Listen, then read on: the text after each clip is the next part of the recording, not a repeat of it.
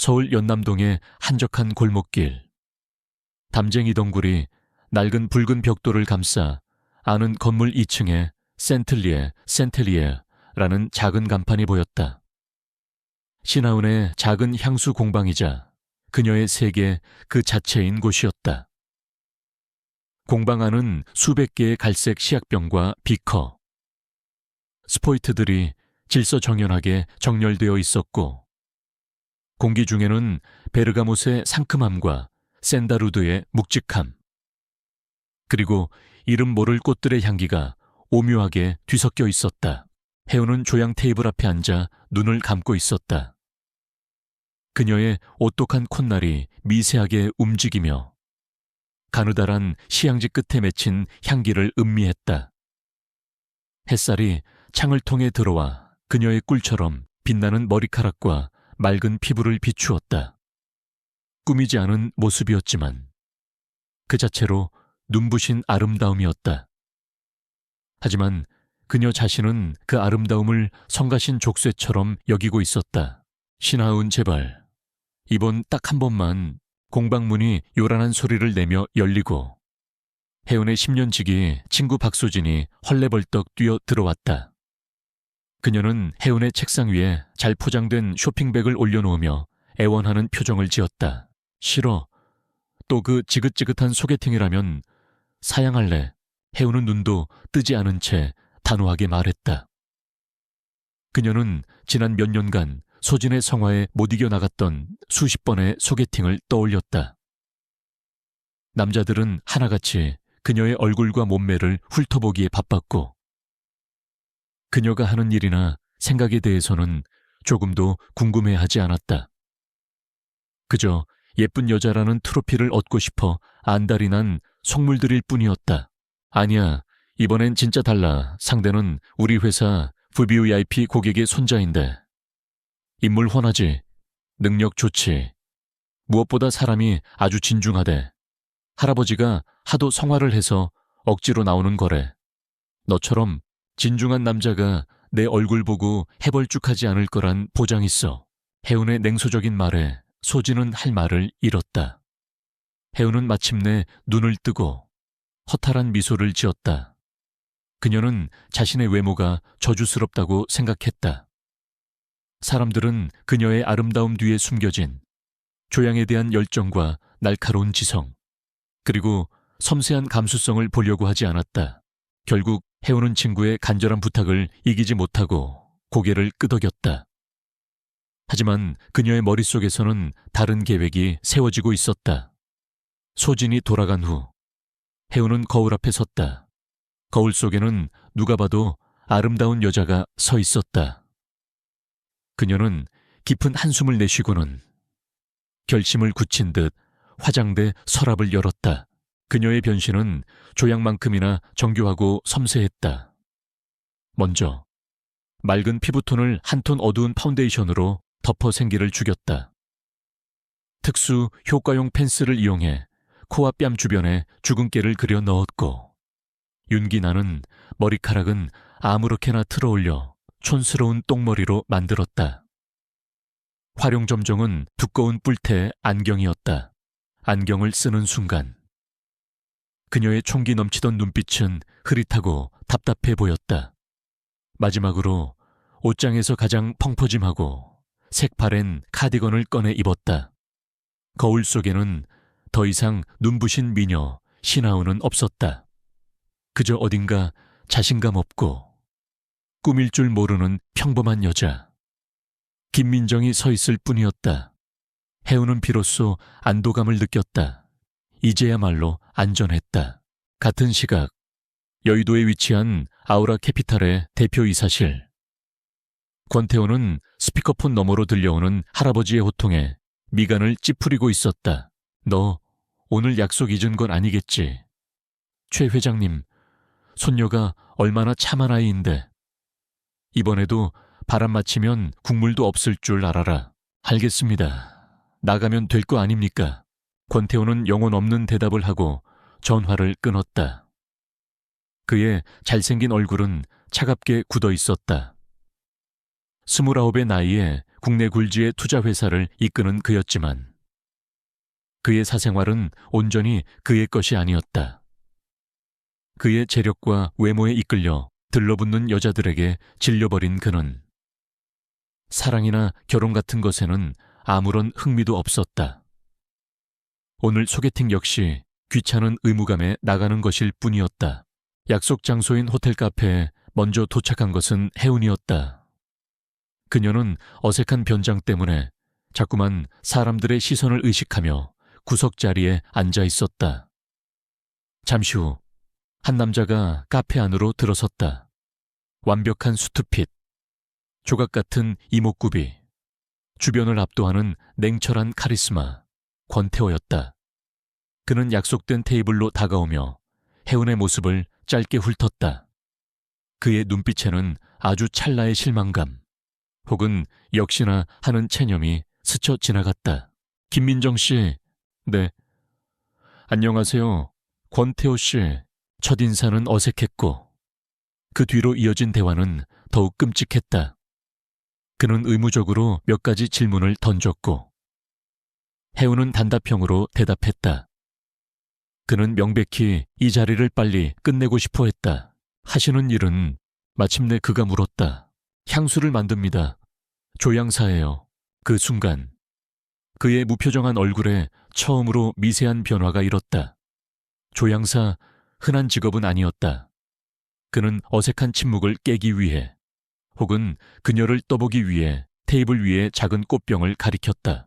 이 꽃, 프리지어인가? 아니요. 알스트로메리아예요. 프리지어와 비슷하지만 향은 거의 없죠. 대신 저희가 마시는 얼그레이 홍채선은 베르가못의 시트러스한 탑노트와 실론티의 스모키한 미들노트가 느껴지네요. 카페의 공기 중에는 우디 계열의 디퓨저 향이 은은하게 깔려 있고요. 아마 샌다루드와 시더우드를 블렌딩한 것 같아요.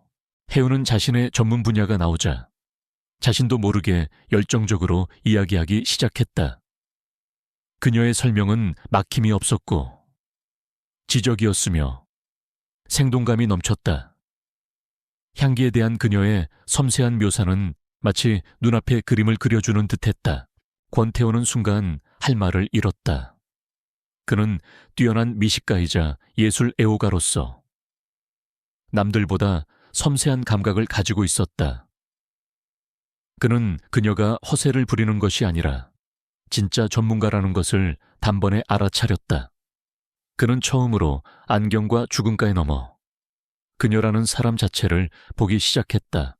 그의 눈빛이 달라졌다. 귀찮음과 무관심은 사라지고 그 자리에는 순수한 지적 호기심과 강렬한 흥미가 들어찼다. 그는 몸을 앞으로 당겨 앉으며 이전과는 전혀 다른 목소리로 물었다. 그럼 사람에게도 고유의 향이 있다고 생각합니까? 소개팅의 지루한 문답은 사라졌다. 그 자리에는 향기라는 매혹적인 주제를 둘러싼 두 지성의 흥미로운 탐구가 시작되고 있었다. 권태호는 자신이 지금 억지로 나온 소개팅 자리에 있다는 사실조차 잊어버렸다. 그는 그저 촌스러운 외모 뒤에 누구보다도 향기로운 영혼을 가진 여자에게 완전히 매료되고 있었다. 권태호의 질문은 닫혀있던 신하은의 세계를 여는 열쇠와도 같았다. 외모에 대한 압박감에서 완전히 해방된 그녀는 처음으로 소개팅 상대 앞에서 자신의 생각과 철학을 마음껏 펼쳐놓았다. 사람에게도 고유의 향이 있죠. 하지만 그건 향수나 화장품 냄새가 아니에요. 그 사람이 읽는 책의 묵은 종이 냄새, 즐겨 마시는 커피의 쌉쌀한 향, 자주 걷는 공원의 흙냄새 같은 것들이 모여 그 사람만의 채취, 즉 분위기를 만들죠. 저는 그걸 영혼의 향기라고 불러요. 그녀는 기억과 향기의 연관성에 대해 이야기했다. 비 오는 날 아스팔트 위로 피어오르는 냄새가 어린 시절의 첫사랑을 떠올리게 하는 이유.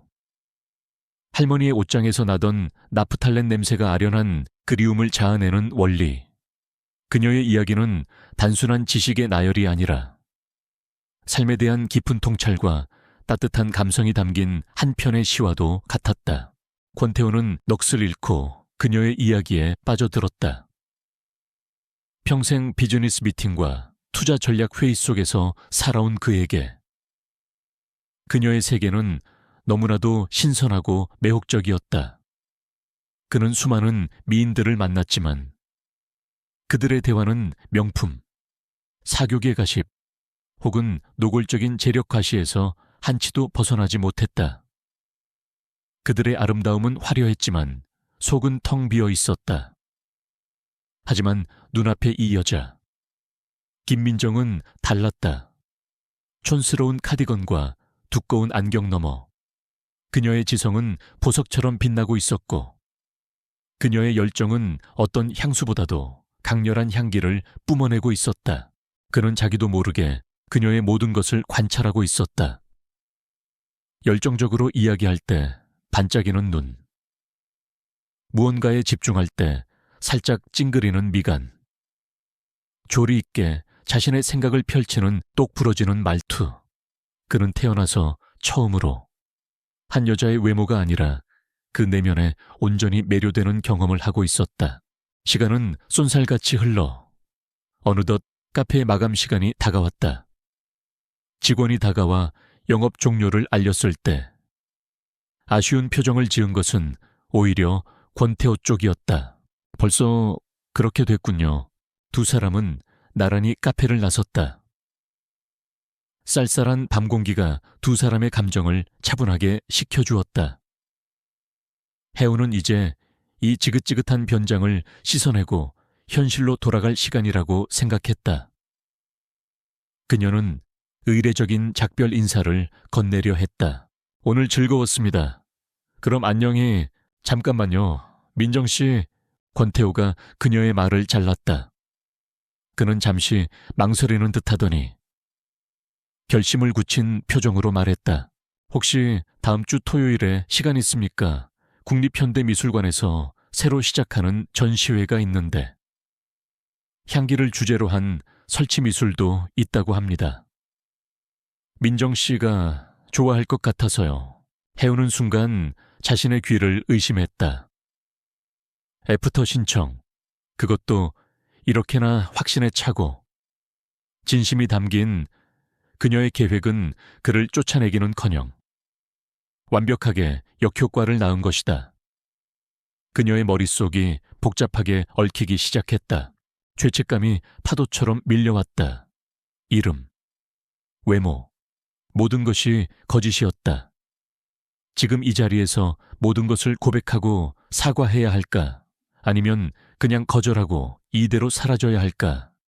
하지만 심장 한구석에서는 걷잡을 수 없는 기쁨과 설렘이 피어오르고 있었다. 난생 처음이었다. 자신의 겉모습이 아닌 내면의 이야기를 들어주고 그것의 매력을 느껴주는 사람.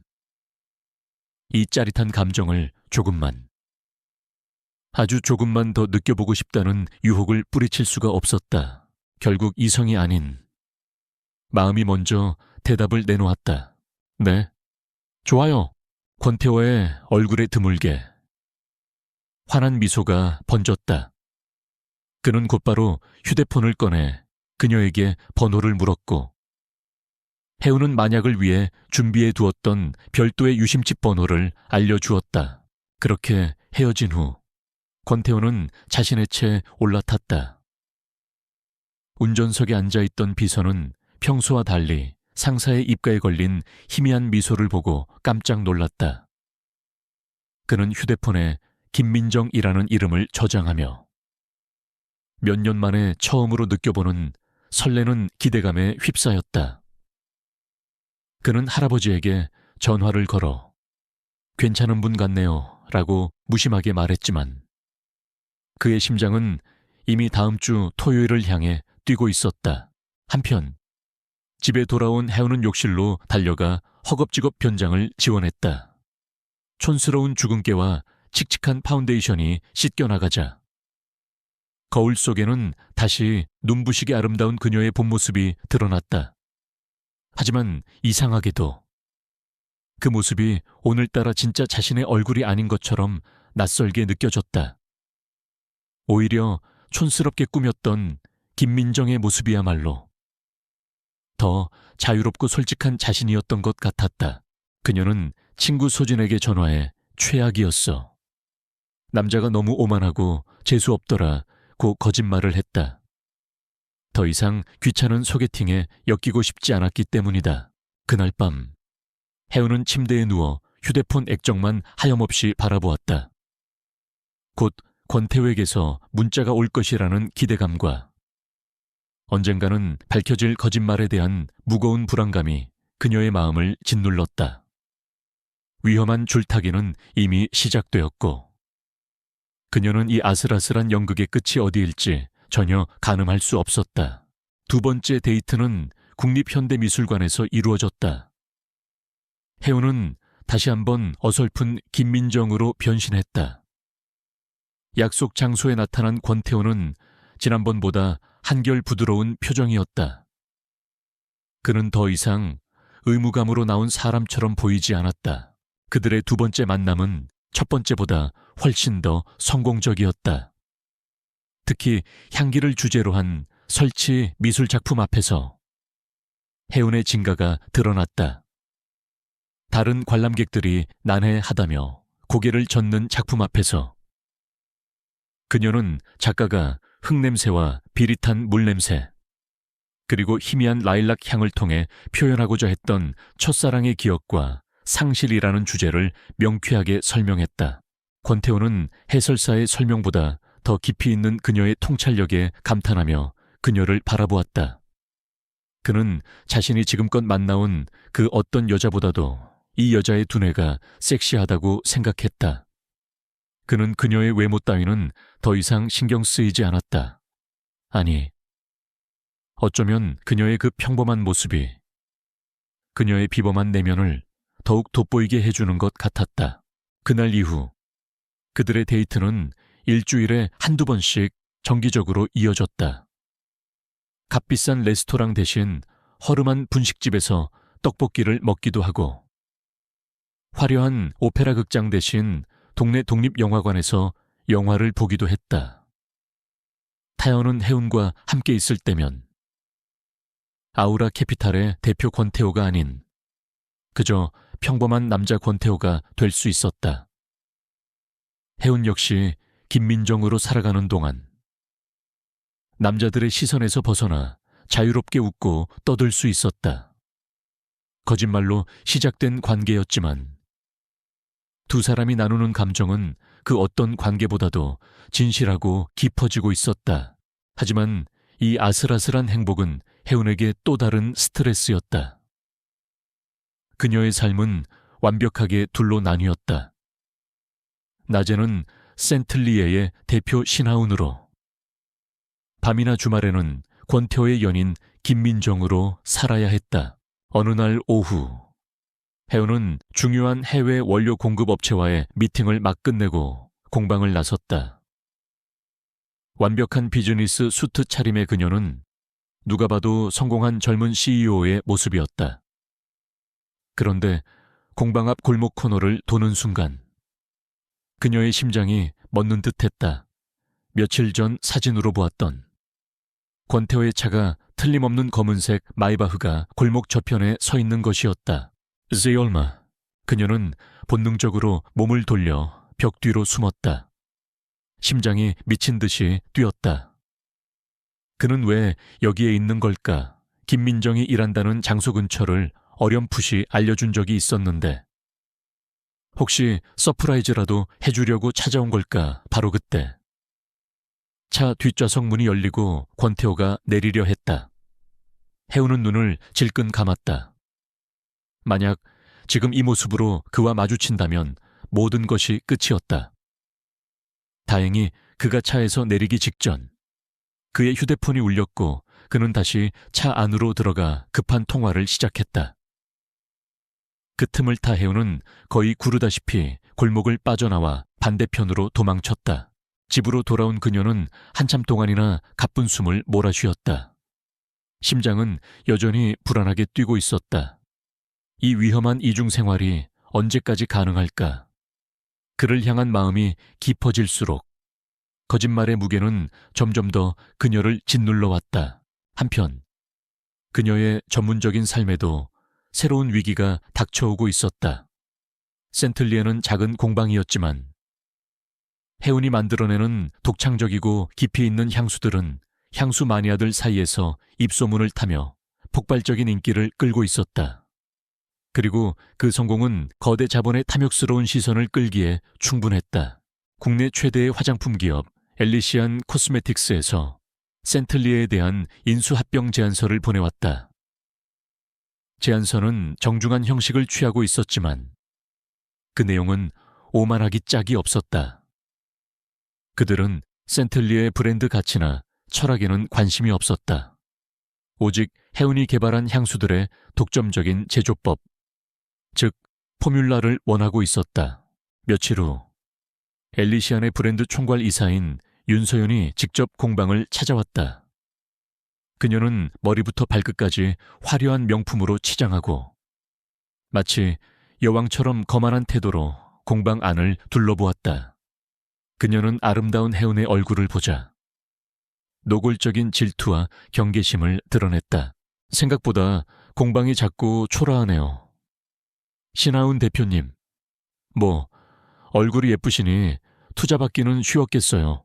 윤서연의 말투에는 해운의 실력을 폄하하고 그녀의 성공을 외모 덕으로 돌리려는 악의가 가득했다. 저희 엘리시안의 제안 고려해 보셨나요? 신 대표님처럼 젊고 예쁜 분이 이런 골치 아픈 경영에 얽매일 필요 없잖아요. 저희가 제시한 금액이면 평생 편하게 사실 수 있을 텐데 해운은 그녀의 무례한 태도에도 평정심을 잃지 않았다. 그녀는 차분하지만 단호한 목소리로 대답했다. 센틀리에는 제 영혼과도 같은 곳입니다. 윤서연 이사님, 돈으로 팔 수 있는 것이 아니에요. 이사님의 제안은 정중히 거절하겠습니다. 해운의 거절에 윤서연의 표정이 차갑게 굳어졌다. 그녀는 억지로 미소를 지으며 일어섰다. 좋아요. 하지만 후회하게 될 겁니다. 이 업계가 얼마나 무서운 곳인지 아직 잘 모르시는 모양이군요. 그녀는 경고와도 같은 말을 남기고 돌아갔다. 해운은 그녀가 떠난 자리를 보며 깊은 한숨을 내쉬었다. 그날 밤 해운은 늦게까지 홀로 공방에 남아 있었다. 그녀의 마음은 두 개의 거대한 폭풍 앞에 놓인 돛담배처럼 위태로웠다. 한쪽에서는 권태호를 향한 사랑과 거짓말이라는 파도가, 다른 한쪽에서는 윤서연이라는 거대한 포식자의 위협이 동시에 그녀를 덮쳐오고 있었다. 그녀는 자신이 가장 사랑하는 향기들에 둘러싸여 있었지만 그 어느 때보다도 외롭고 불안했다. 권태호의 세상은 다시 한번 비즈니스라는 톱니바퀴에 맞춰 돌아가기 시작했다. 아우라 캐피탈의 회의실. 그는 투자 분석팀으로부터 K-뷰티 시장 진출에 대한 보고를 받고 있었다. 스크린에는 국내 화장품 시장의 판도와 성장 가능성에 대한 그래프들이 현란하게 펼쳐졌다. 현재 시장 점유율과 성장세를 고려했을 때 가장 매력적인 투자 대상은 엘리시안 코스메틱스입니다. 공격적인 마케팅과 트렌드를 선도하는 능력은 업계 최고 수준입니다. 팀장의 보고에 권태호는 날카로운 눈으로 데이터를 훑었다. 그는 엘리시안의 강점이 마케팅에 편중되어 있으며 R&D 역량이 취약해 M&A를 통해 기술력을 확보해왔다는 약점을 정확히 짚어냈다. 알겠습니다. 엘리시안 측과 미팅을 잡아보도록 하죠. 브랜드 총괄 이사인 윤서연 이사. 그 사람과 직접 이야기해보고 싶군요. 그는 윤서연이라는 이름과 자신이 지키고자 하는 센틀리에라는 이름 사이에 어떤 악연이 도사리고 있는지 전혀 알지 못한 채 냉철한 사업적 판단을 내렸다. 그의 결정이 곧 자신과 해운의 관계를 거대한 시험대 위에 올려놓게 될 것이라는 사실도 한편 윤서연은 아우라 캐피탈과의 미팅 소식에 기쁨을 감추지 못했다. 이것은 그녀의 경력에 있어 엄청난 기회이자 평소 흠모해왔던 권태호 대표에게 접근할 절호의 찬스였다. 그녀는 그의 사업적 성향뿐만 아니라 사적인 부분까지 샅샅이 뒷조사를 하기 시작했다. 그러다 그녀는 믿을 수 없는 소문을 듣게 되었다. 얼음 왕자 같던 권태호가 최근 몇 주간 아주 평범하고 볼품없는 여자와 데이트를 하고 있다는 것이었다. 권태호가 그런 여자랑 말도 안 돼. 윤서연은 코웃음을 쳤다. 그녀는 그것이 일시적인 변덕이거나 혹은 무언가 다른 의도가 있을 것이라고 멋대로 단정했다. 며칠 후 청담동의 한 고급 카페. 권태호와 혜우는 여느 때처럼 김민정의 모습으로 데이트를 하고 있었다. 바로 그때 운명처럼 혹은 잘 짜인 연극처럼 윤서연이 그녀의 친구들과 함께 카페 안으로 들어섰다. 그녀는 권태호와 그 맞은편에 앉은 혜운을 발견하고는 완벽한 미소를 지으며 그들의 테이블로 다가왔다. 어머, 권 대표님, 이런 데서 다 뵙네요. 우연이네요. 그녀는 혜운은 보란 듯이 무시한 채 오직 권태호에게만 교태 섞인 인사를 건넸다.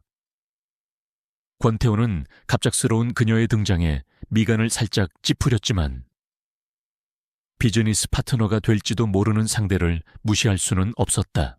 윤 이사님, 그렇군요. 이쪽은 제 지인 김민정 씨입니다. 마지못해 하는 그의 소개. 윤서연은 그제야 혜운에게 시선을 돌렸다. 그녀는 위아래로 혜운을 훑어보며 경멸과 조소가 뒤섞인 눈빛을 숨기지 않았다. 아, 안녕하세요. 대표님 취향이 참 독특하시네요. 그 말은 칭찬을 가장한 명백한 모욕이었다. 그녀는 거기서 그치지 않고 주변 친구들에게 들으라는 듯 큰 소리로 말했다. 세상엔 참 분수를 모르는 사람들이 많다니까. 어떻게든 신분 상승해보려고 말이야. 카페 안에 몇몇 사람들이 그들의 테이블을 힐끔거리기 시작했다. 윤서연은 혜운이 당황하거나 분노해서 추태를 부리기를 기대했다. 하지만 혜운은 미동도 하지 않았다. 그녀는 그저 조용히 찻잔을 들어 차를 한 모금 마실 뿐이었다. 그 어떤 모욕도 그녀의 내면을 흔들 수는 없다는 듯 평온하고 단단한 모습이었다. 혜운을 무너뜨리는 데 실패한 윤서연의 독화살은 대신 권태호의 심장에 박혔다. 그의 얼굴에서 모든 온기가 사라지고 그 자리에는 시베리아의 항이 같은 냉기가 들어찼다. 그는 조용히 자리에서 일어났다. 그리고는 혜운의 어깨를 감싸는 보호적인 제스처를 취했다. 그의 목소리는 낮았지만 카페 전체의 소음을 잠재울 만큼 서늘한 힘이 있었다. 윤서연 이사, 나는 내 시간을 겉만 번지르르하게 치장한 사람이 아니라 내면이 진실하고 지적인 사람과 함께 보내는 것을 선호합니다. 내매 취향은 아무 문제 없으니 신경 쓰지 않아도 됩니다. 그는 말을 마친 뒤 혜운을 향해 세상에서 가장 따뜻한 눈빛을 보냈다. 갈까요? 민정 씨, 갑자기 여기 공기가 아주 불쾌해져서. 권태호는 혜운을 데리고 당당하게 카페를 나섰다. 뒤에 남겨진 윤서연은 충격과 굴욕감으로 얼굴이 새빨갛게 달아올라 있었다. 카페 밖으로 나온 혜운은 아무 말도 하지 못했다. 심장이 세차게 뛰고 있었다. 그가 자신을 위해, 자신의 거짓된 모습을 위해 저토록 강력하게 맞서 싸워준 것이다. 그는 단순히 그녀를 변호한 것이 아니었다. 그녀가 그토록 지키고 싶었던 가치, 즉 내면의 아름다움이 외면의 아름다움보다 중요하다는 것을 온몸으로 증명해 주었다. 권태호 역시 마찬가지였다. 윤서연의 속물적인 잔인함은 오히려 김민정이 가진 조용한 품위와 진실함을 더욱 돋보이게 만들었다. 그는 저런 천박한 세상으로부터 이 여자를 지켜주고 싶다는 강렬한 보호 본능을 느꼈다. 두 사람의 유대감은 그 사건을 계기로 그 어느 때보다도 단단해졌다. 하지만 그들의 비밀스러운 관계 위로 윤서연과 엘리시안이라는 거대한 그림자가 피할 수 없는 폭풍의 전조처럼 드리워지고 있었다. 거짓된 행복 속에서 혜운과 태호의 감정은 걷잡을 수 없이 깊어지고 있었다. 태호는 난생 처음으로 김민정이라는 여자를 자신의 할아버지에게 소개시켜주고 싶다는 생각까지 하게 되었다. 그것은 그에게 있어 상상도 못할 변화였다. 하지만 혜운의 불안은 날이 갈수록 커져만 갔다. 그녀는 자신의 인생에서 가장 중요한 프레젠테이션을 앞두고 있었다. 바로 아우라 캐피탈에서 주최하는 K-뷰티 유망 스타트업 투자 설명회에 센틀리에가 정식으로 초청받은 것이다. 그녀의 회사가 한 단계 도약할 수 있는 절호의 기회였지만 그 자리에는 심사위원으로 권태호가 앉아 있을 것이었다. 피할 수 없는 진실이 밝혀질 운명의 날이었다. 투자 설명회 당일 아우라 캐피탈의 컨퍼런스 홀은 국내 벤처 투자 업계의 거물들로 가득 차 팽팽한 긴장감이 흘렀다. 혜운은 우아하지만 단정한 오피스룩 차림의 신하운 대표로서 행사장에 도착했다. 그녀는 저 멀리 심사위원석에 앉아있는 권태호를 발견했다. 그는 서류를 검토하며 날카로운 눈빛을 빛내고 있었다. 그들의 눈이 찰나의 순간 허공에서 마주쳤지만 그는 그녀를 알아보지 못했다. 그저 오늘 발표할 업체 대표 중 한 명이겠군 하는 무심한 시선으로 스쳐 지나갈 뿐이었다. 윤서연 역시 업계 전문가 자격으로 심사위원석 한 자리를 차지하고 있었다. 그녀는 혜운을 발견하고는 의기양양한 미소를 지어 보였다. 몇 개의 업체가 발표를 마친 후 마침내 사회자가 다음 순서를 호명했다. 다음은 독창적인 향기로 주목받고 있는 니치 향수 브랜드 센틀리에의 신하은 대표님을 무대 위로 모시겠습니다. 혜운은 깊은 숨을 한번 들이쉬고 단상 위로 걸어 나갔다. 수많은 시선이 그녀에게 꽂혔다. 환한 조명 아래 그녀는 마이크 앞에 섰다. 그리고 천천히 입을 열었다. 향기는 기억입니다. 보이지 않지만 그 어떤 것보다도 선명하게 사람의 마음에 각인되는 그녀의 목소리가 장내에 울려 퍼지는 순간 심사위원석에 앉아있던 권태호의 표정이 미세하게 굳어졌다. 너무나도 익숙한 목소리. 지난 몇 달간 자신의 마음을 사로잡았던 바로 그 목소리였다. 그는 고개를 들어 무대 위의 여자를 다시 쳐다보았다. 눈부시게 아름다운 외모, 당당한 태도, 자신이 알던 김민정과는 완전히 다른 사람이었다. 하지만 목소리가 같았다. 혜운의 발표가 이어졌다. 그녀는 센틀리의 철학과 비전에 대해 이야기했다. 영혼의 향기, 기억과 후각의 상관관계. 그것은 그녀가 김민정으로서 권태호에게 들려주었던 이야기들과 정확히 일치했다. 그 순간 권태호의 머릿속에서 모든 퍼즐 조각이 맞춰졌다. 충격과 혼란, 그리고 이내 차가운 분노가 그의 온몸을 덮쳤다. 김민정이라는 여자는 없었다. 처음부터 모든 것이 거짓말이었다. 자신은 완벽하게 기만당한 것이었다. 세상에서 가장 어리석은 바보가 된 듯한 굴욕감에 그의 얼굴에서 핏기가 가셨다. 혜운의 발표는 완벽했다. 다른 투자자들은 그녀의 전문성과 비전에 깊은 감명을 받은 표정이었다. 발표가 끝나고 질의응답 시간이 되었다. 모두가 아우라 캐피탈의 수장인 권태호의 입을 주목했다.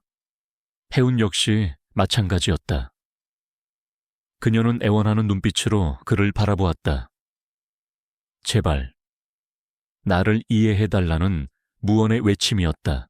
하지만 그녀에게 돌아온 것은 싸늘한 냉기뿐이었다. 그의 가면처럼 차가운 얼굴에서는 어떤 감정도 읽을 수 없었다. 먼저 입을 연 것은 윤서연이었다. 그녀는 이 상황을 정확히는 몰랐지만 두 사람 사이에 흐르는 이상 기류를 직감하고 이때다 싶어 공격을 개시했다. 발표 잘 들었습니다. 신 대표님, 철학이 아주 시적이네요. 하지만 그럴싸한 말 뒤에 실속이 있는지는 의문이군요. 대표님의 제품처럼 그저 예쁘게 포장해서 소비자를 현혹시키는 것은 아닌지요. 이 냉혹한 시장에서 예쁜 얼굴과 감성적인 스토리텔링만으로 투자를 이끌어낼 수 있다고 생각한다면 큰 착각입니다. 그녀의 말은 해운의 전문성을 깎아내리고 그녀를 사기꾼처럼 몰아가는 악의적인 공격이었다. 모두의 시선이 다시 권태회계로 향했다. 그가 어떤 반응을 보일 것인가? 카페에서 그녀를 감싸주었던 것처럼 이번에도 그녀의 편이 되어줄 것인가? 권태호는 마이크를 들었다. 그의 목소리는 얼음처럼 차갑고 건조했다. 센틀리에의 3분기 예상 매출액과 영업이익률에 대한 구체적인 데이터를 제시해 주시죠. 그것은 그녀의 철학이나 비전이 아닌 오직 숫자만을 요구하는 지극히 냉정하고 사무적인 질문이었다. 카페에서 자신을 지켜주던 남자는 온데간데 없었다. 그곳에는 아우라 캐피탈의 냉혹한 CEO 권태호만이 존재할 뿐이었다. 그들의 관계가 끝났다는 것을 알리는 잔인한 선고였다. 해운은 환한 조명 아래 서 있었다. 투자자들의 박수 소리가 아득하게 들려왔다. 그녀는 비즈니스로는 성공했지만 사랑에서는 처참하게 패배했다. 평생 원했던 기회를 잡았지만 그 대가로 가장 소중한 사람을 잃어버린 것이다. 투자 설명회가 끝나고 투자자들이 서로 명함을 교환하며 네트워킹을 하는 어수선한 틈을 타 해우는 용기를 내어 권태회에게 다가갔다. 그녀는 무슨 말이라도 해야 했다. 해명하고 사과하고 그의 마음을 돌려야만 했다. 대표님, 잠시 드릴 말씀이 그녀가 말을 채 끝내기도 전에 그는 그녀의 존재를 의식하고도 싸늘하게 몸을 돌려 옆에 있던 다른 투자자와 대화를 시작했다. 완벽한 무시, 공개적인 거절이었다. 그의 등은 그녀에게 세상에서 가장 높고 차가운 벽처럼 느껴졌다. 해우는 수많은 사람들 한가운데서 홀로 섬처럼 남겨졌다. 심장이 산산조각 나는 듯한 고통과 함께 뼈아픈 굴욕감이 그녀를 덮쳤다. 그날 저녁, 해우는 펜트하우스가 아닌 자신의 작은 오피스텔로 돌아왔다. 그녀는 김민정의 휴대폰으로 그에게 수십 통의 전화를 걸었지만 그는 받지 않았다. 얘기 좀 해요. 제발. 애원하는 문자를 보냈지만 답장은 오지 않았다. 그의 침묵은 그 어떤 비난보다도 더 날카로운 칼이 되어 그녀의 가슴을 베었다. 같은 시각, 권태호는 자신의 펜트하우스에서 도시의 야경을 내려다보며 위스키를 들이켜고 있었다. 분노와 배신감, 그리고 어리석었던 자신에 대한 자책감이 그의 속을 태웠다. 그는 처음으로 마음을 열었던 여자에게 철저히 농락당했다. 그녀의 모든 말과 행동이, 심지어 그녀의 이름과 얼굴까지도 거짓이었다는 사실을 받아들일 수가 없었다. 다음 날 아침, 센틀리에는 아우라 캐피탈로부터 한 통의 공식 이메일을 받았다.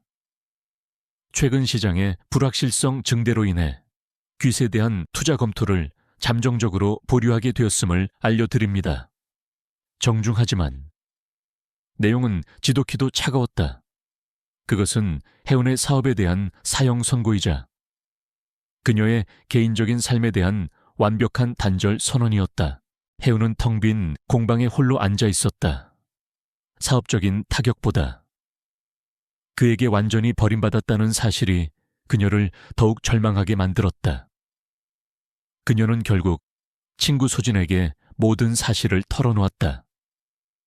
이야기를 들은 소진은 충격에 빠졌지만 이내 눈물을 쏟는 해운을 말없이 안아주었다.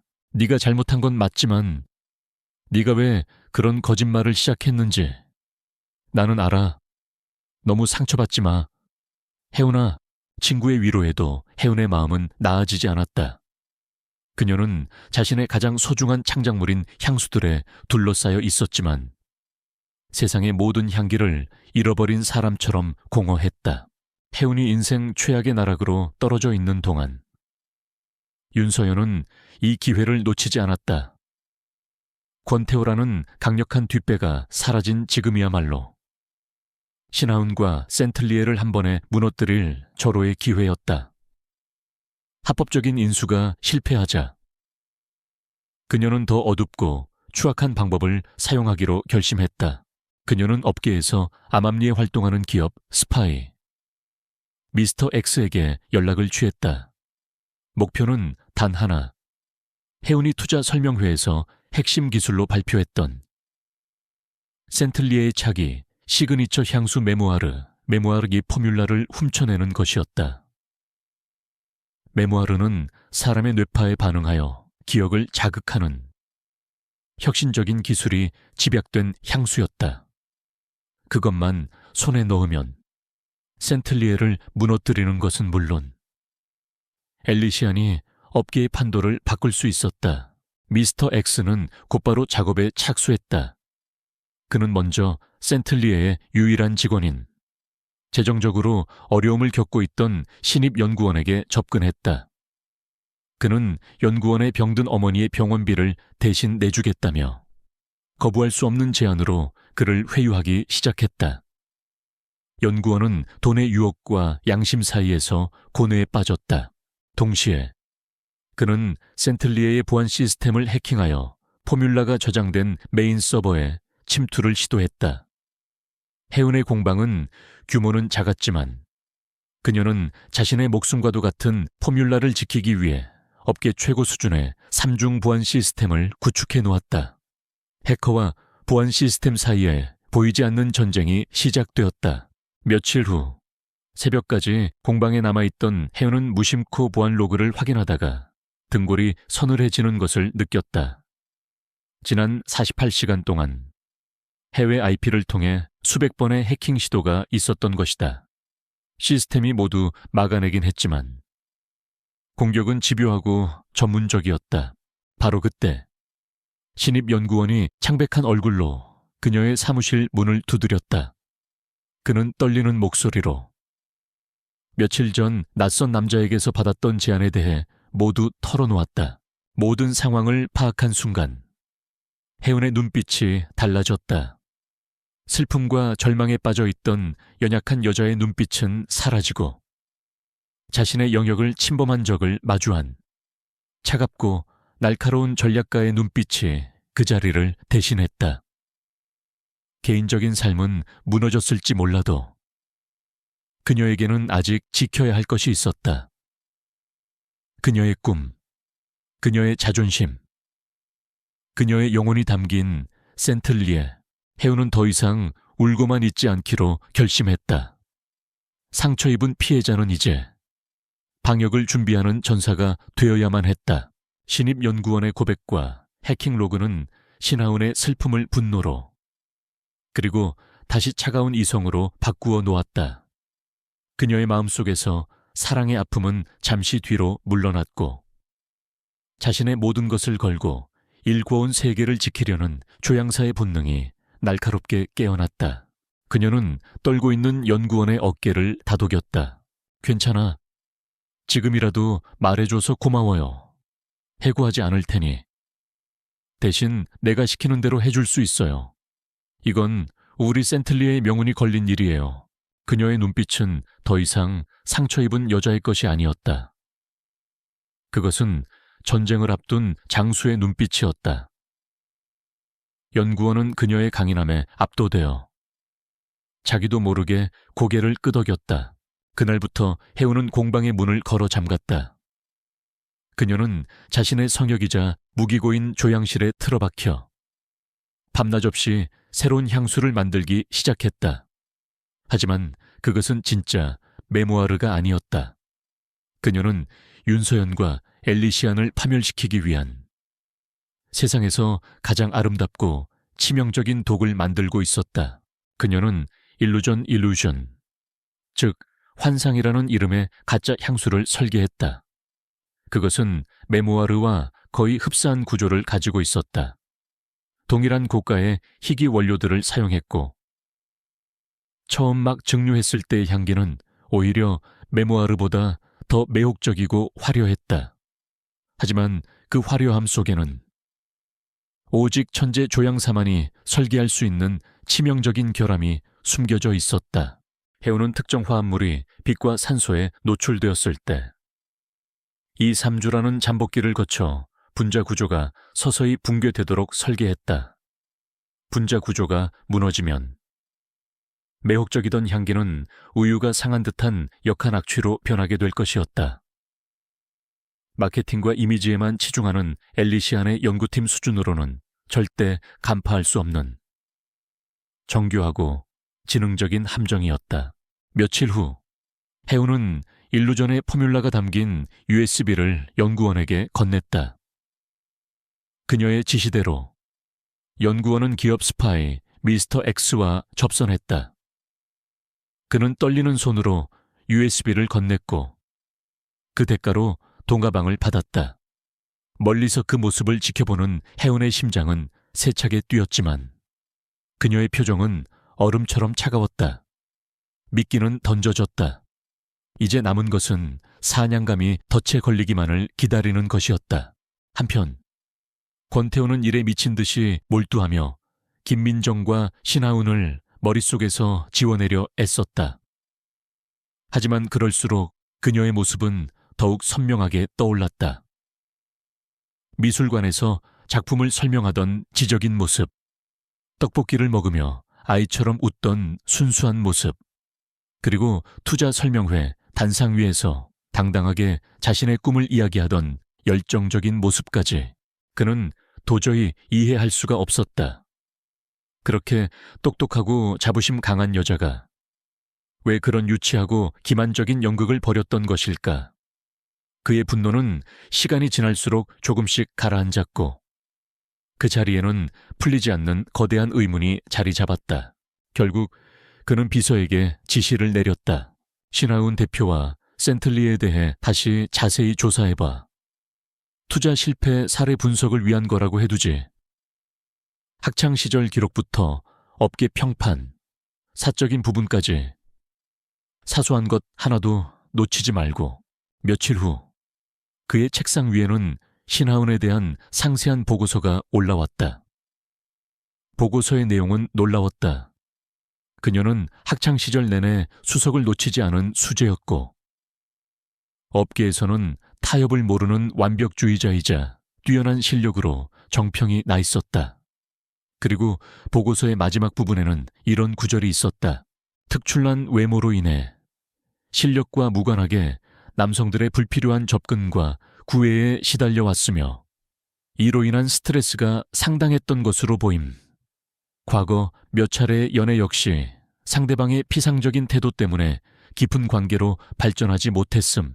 보고서는 또한 최근 엘리시안 코스메틱스가 센틀리에 대해 공격적인 인수합병을 시도했다가 거절당한 사실도 명시하고 있었다. 권태호는 보고서를 든 채 깊은 생각에 잠겼다. 그의 머릿속에서 흩어져 있던 파편들이 하나의 그림으로 맞춰지기 시작했다. 끊임없이 외모로 평가받는 세상에 지쳐버린 여자. 자신의 작품을 지키기 위해 거대 기업과 싸워야 하는 여자. 그는 청담동 카페에서 윤서연이 김민정을 대하던 경멸적인 태도를 떠올렸다. 윤서연이야말로 해운이 그토록 벗어나고 싶어 했던 속물적인 세상의 상징과도 같은 인물이었다. 어쩌면 그녀의 거짓말은 자신을 속이려던 악의적인 기만이 아니라 그런 세상으로부터 자신을 지키기 위한 필사적인 방어 기제는 아니었을까. 그의 분노는 어느덧 희미해지고 그 자리에는 서서히 다른 감정이 차오르기 시작했다. 아직 용서할 준비는 되지 않았지만 그는 처음으로 자신의 성급했던 판단을 의심하기 시작했다. 그는 자신이 그녀의 거짓말 뒤에 숨겨진 진짜 아픔을 보지 못했다는 것을 깨달았다. 해오는 고통을 무기로 바꾸어 복수를 준비하고 있었다.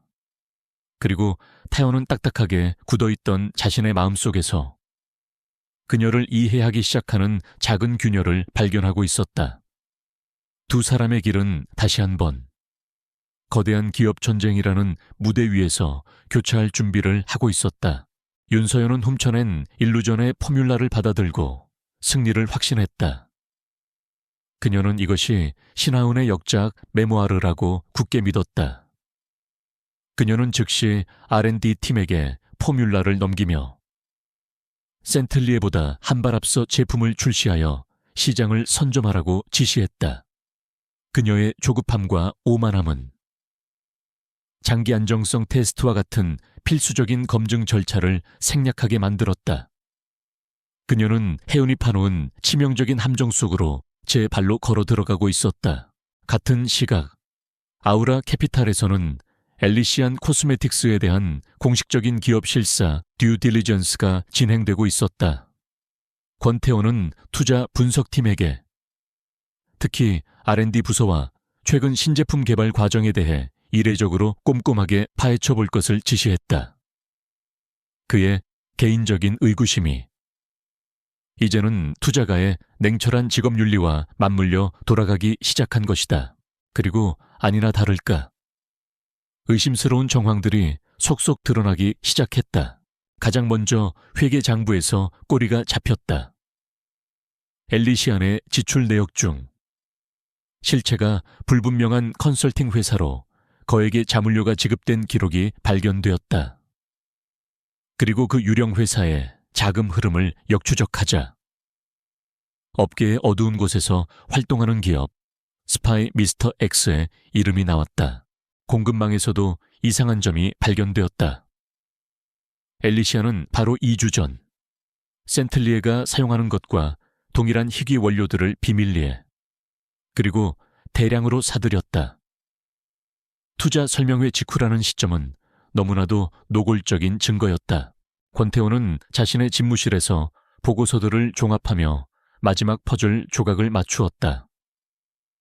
엘리시안이 센틀리의 인수를 시도했다. 해운은 거절했다.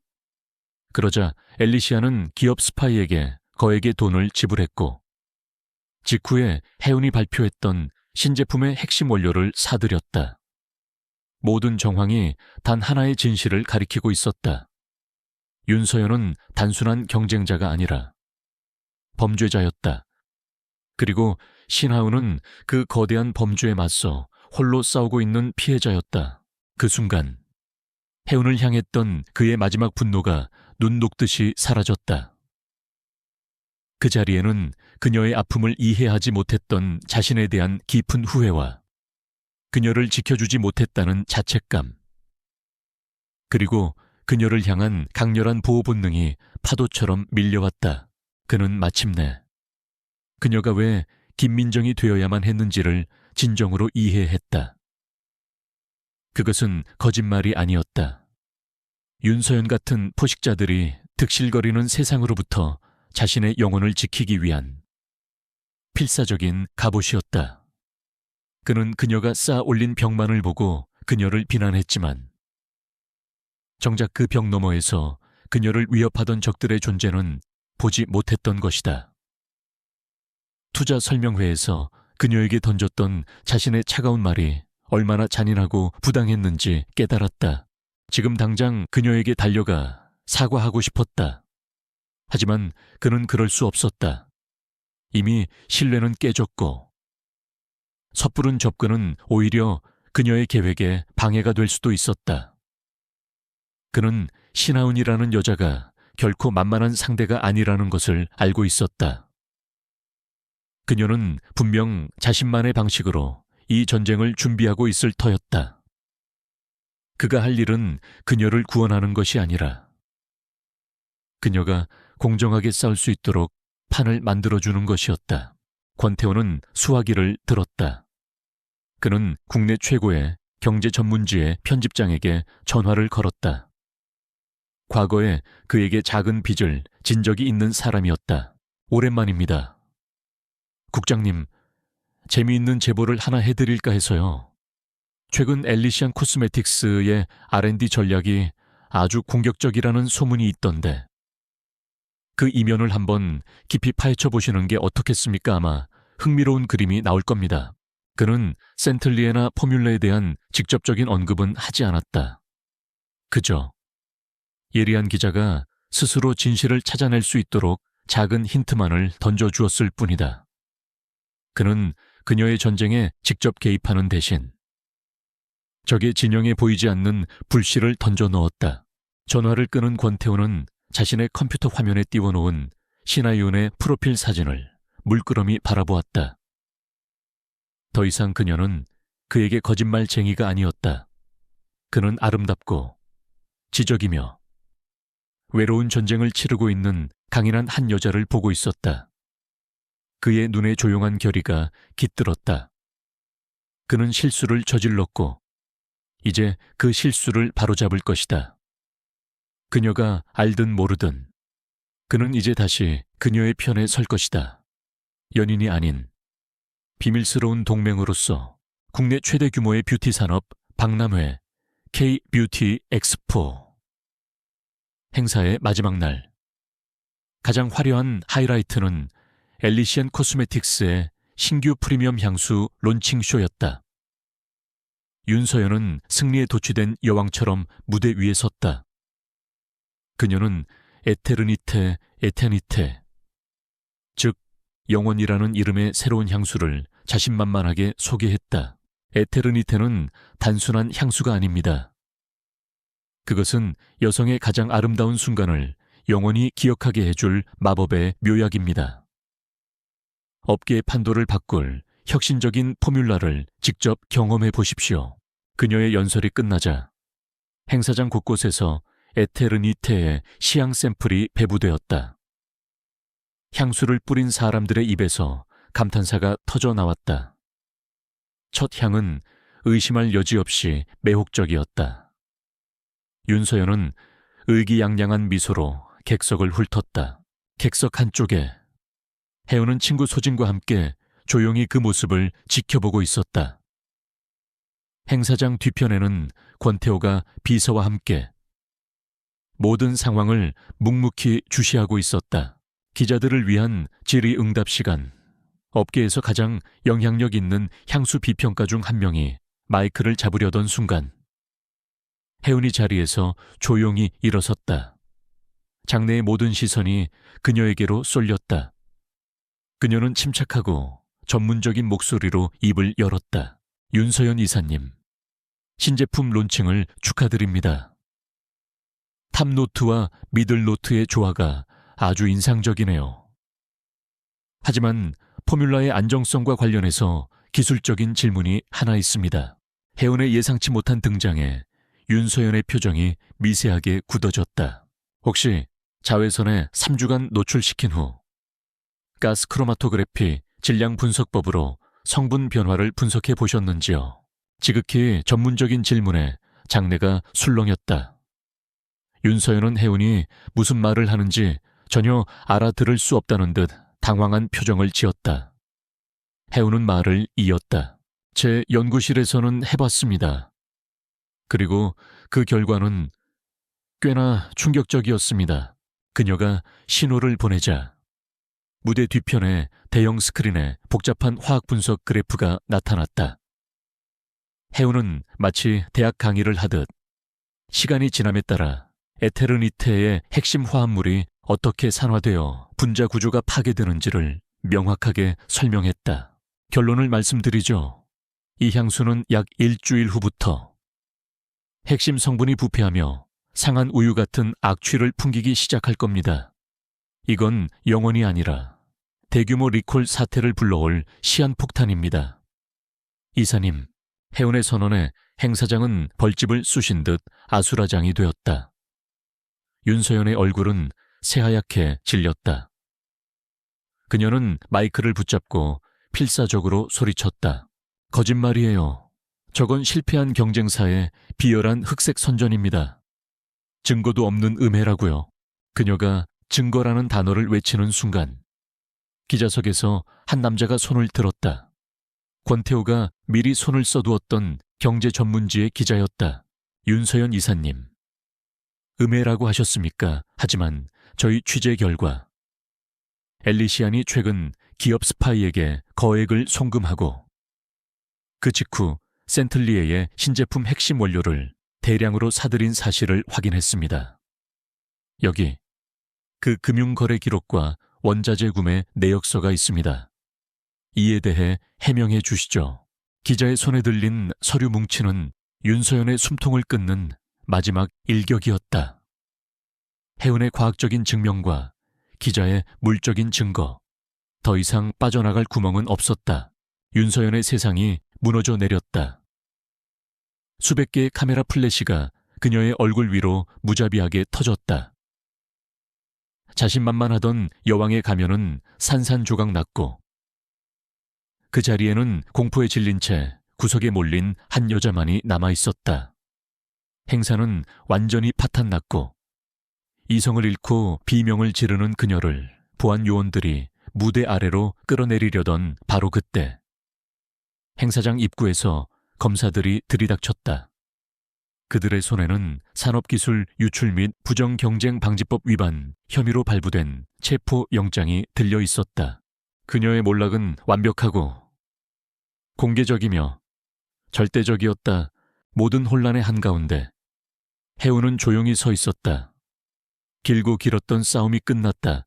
아수라장이 된 사람들 너머로 그녀의 시선이 행사장 뒤편에 서 있는 권태호의 시선과 마주쳤다. 그는 아무 말 없이 아주 작게 고개를 끄덕여 보였다. 그것은 존중과 사과와 그리고 깊은 이해가 담긴 그만의 신호였다. 해운 역시 그를 향해 희미하게 감사와 용서가 담긴 미소를 지어 보였다. 두 사람은 단 한마디의 말도 나누지 않았다. 하지만 그 짧은 시선의 교환 속에서 그들을 가로막고 있던 오해와 불신의 깊은 골짜기 위로 다시 한번 다리가 놓이고 있었다. K뷰티 엑스포에서 벌어진 사건은 업계에 거대한 후폭풍을 남겼다. 윤서연은 구속 수감되었고 엘리시안 코스메틱스는 존폐의 위기에 놓였다. 반면 센틀리에는 그 진가를 인정받으며 업계의 신데렐라로 떠올랐다. 해운에게는 국내외에서 투자와 협업 제의가 쇄도했다. 그녀는 완벽한 직업적 승리를 거두었지만 마음 한구석은 여전히 비어 있었다. 며칠 후 그녀의 개인 휴대폰으로 낯선 번호의 문자 메시지가 도착했다. 얘기 좀 할 수 있을까요? 권태호였다.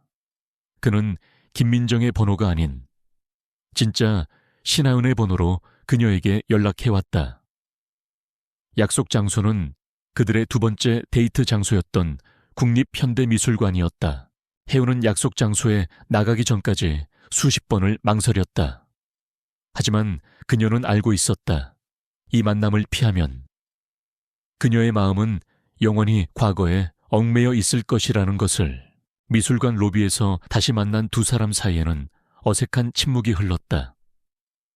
그들은 더 이상 CEO와 김민정도 아슬아슬한 동맹도 아니었다.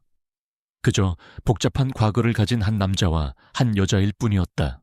두 사람은 말없이 예전에 함께 보았던 향기 설치 미술 작품 앞으로 걸어갔다. 먼저 침묵을 깬 것은 권태호였다. 내가 어리석었소. 그는 변명하지 않았다. 그저 진심을 담아 담담하게 자신의 잘못을 인정했다. 당신이 나를 속였다는 생각에 분노하고 배신감을 느꼈소. 내 판단력이 흐려졌지. 하지만 시간이 지나고 모든 것을 알게 된 후에야 깨달았소. 당신이 왜 그래야만 했는지, 당신이 벗어나고 싶어 했던 그 속물적인 세상이 어떤 곳인지. 나는 당신의 거짓말 뒤에 숨겨진 상처를 보지 못했소. 진심으로 미안합니다. 그의 진솔한 사과에 해운의 마음을 짓누르던 마지막 얼음 조각이 녹아내리는 것 같았다. 그녀 역시 그에게 사과했다. 아니에요. 저 역시 잘못했어요. 당신의 진심을 알게 되었을 때 솔직하게 말할 용기를 냈어야 했어요. 당신을 잃게 될까봐 두려웠어요. 서로의 진심이 오고 간 후에야 두 사람 사이의 모든 오해와 원망이 비로소 씻겨 내려갔다. 그들은 서로의 실수가 상처와 두려움에서 비롯되었다는 것을 이해했다. 그리고 그 모든 거짓과 혼란 속에서도 권태호와 김민정이 나누었던 감정만큼은 진짜였다는 것을 깨달았다. 나는 아름다운 CEO 신하은에게 반한 게 아니었어. 권태호가 그녀를 바라보며 말했다. 나는 비냄새 속에서 시를 찾아내고 떡볶이를 먹으며 아이처럼 웃던 여자에게 반했소. 그게 진짜 당신의 모습 아니었나? 그의 말에 혜운이 미소를 지었다. 저 역시 아우라 캐피탈의 대표님이 아니라 그런 여자의 이야기를 진지하게 들어주던 남자에게 마음을 열었어요. 1년 후 가을 햇살이 따사롭게 내리쬐는 오후 한적한 공원 벤치에 혜운과 태호가 나란히 앉아 있었다. 혜운은 더 이상 자신을 감추지 않았다. 그녀는 자신의 아름다움을 당당하게 드러냈고 타오는 그런 그녀의 모습을 사랑스럽게 바라보았다. 센틀리에는 아우라 캐피아이탈과 전략적 파트너십을 맺었지만 혜운은 여전히 자신의 브랜드에 대한 모든 독자적인 권한을 가지고 있었다. 그들은 이제 사업 파트너이자 인생의 동반자로서 서로의 영역을 존중하며 함께 성장하고 있었다. 태호가 주머니에서 작은 향수병을 꺼내 혜운에게 건넸다. 그것은 세상에 단 하나뿐인 그가 직접 주문 제작한 병이었다. 병에는 영혼의 향기라는 문구와 함께 그들이 처음 만났던 날짜가 새겨져 있었다. 어떤 향수 브랜드보다도 센틀리에의 첫 번째 VVIP 고객이 되고 싶어서 그의 선물에 혜운은 세상에서 가장 행복한 미소를 지었다. 그녀는 그의 어깨에 머리를 기댔다. 공원에는 그녀가 직접 설계한 수만 가지의 꽃들이 저마다의 향기를 뿜어내고 있었다. 이 꽃 향기 참 좋네요. 태호가 말했다.